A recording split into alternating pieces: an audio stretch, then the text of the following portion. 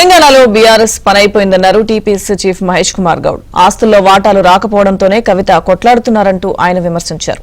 అటు తెలంగాణలో Kalvakuntla arts creations ఆధ్వర్యంలో సినిమా నడుస్తోందని, బీఆర్ఎస్ తో బీజేపీ కలవడం అసాధ్యమని బండి సంజయ్ తేల్చి చెప్పారు.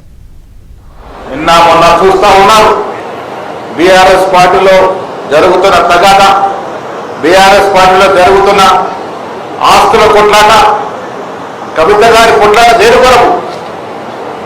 మనకు అవసరమా? కవిత గారు దేని కోసం పోరాడుతూ ఉన్నారు?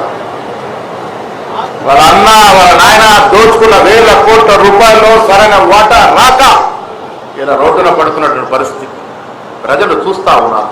నేను చాలా సందర్భంలో చెప్పాను, వచ్చే ఎన్నికల నాటికి రాజకీయ ముఖ చిత్రంలో బీఆర్ఎస్ పార్టీ ఉండదు కాక ఉండదు. బీఆర్ఎస్ పార్టీకి సంబంధించిన శాసనసభ్యులు చాలా మంది బీజేపీకి టచ్లోకి వచ్చినప్పుడు బీఆర్ఎస్ పార్టీ ప్రభుత్వ ఆధ్వర్యంలో కేసీఆర్ చేస్తుంటే టక్కన మీటింగ్ పెట్టి ఏమన్నా బీజేపీతో కలుస్తుండే ఏమైనా కేంద్ర మంత్రి ఇస్తున్నా చెప్పడం లేదా?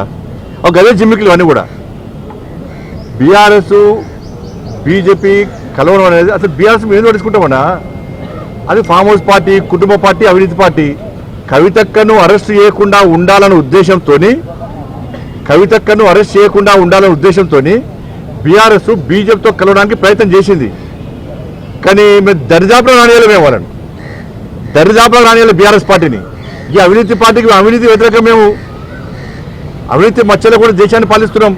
16 రాష్ట్రాలు అవినీతి మచ్చలే ప్రభుత్వాలను కొనసాగిస్తున్నాం. మేము దాని వ్యతిరేకం, మేము కుటుంబ పాలనకు వ్యతిరేకం. మేము ఈ దేశంలో కాంగ్రెస్ పార్టీ కుటుంబ పాలన వ్యతిరేకంగా ఫైట్ చేస్తున్నాం. కానీ బీఆర్ఎస్ పార్టీని ఏ విధంగా మేము చేసుకుంటాం? కాబట్టి ఈ చార్పత్త ఆట గురించి